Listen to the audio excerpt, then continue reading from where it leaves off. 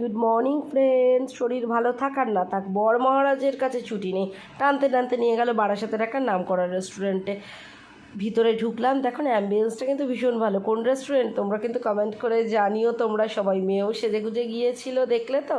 বর মহারাজ একেবারেই সাদামাটা গেছিলো, আমি একটু সেজেগুজে গেছিলাম। রেস্টুরেন্টে যাচ্ছি বলে কথা, সাজবো না বলো? তাহলে কি হয়?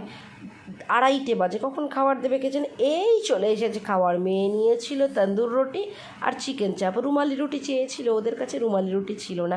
আর আমরা নিয়েছিলাম বাটার চিকেন আর তন্দুর রুটি। বিশাল একটা কিছু মেনু নেইনি। মেয়ের হাম হলো, জ্বর হলো, আমার জ্বর, মুখের তো স্বাদ নেই। বরের ইউরিক অ্যাসিড, ওরও তো খাওয়া বারণ। একটু স্যালাড নিয়েছিলাম সঙ্গে। খাবারগুলো বিশ্বাস করো অনবদ্য ছিল, পুরো কলকাতার স্বাদ পেলাম। কলকাতা থেকে এসে কলকাতাকে খুব মিস করি। আজকে এখানে গিয়ে সব শখ মিটে গেছে। চিকেনের সাইজটা দেখেছো? পুরো থাই শুদ্ধ লেগ, মন ভরে যাওয়ার মতন। আর আমাদের বাটার চিকেনেও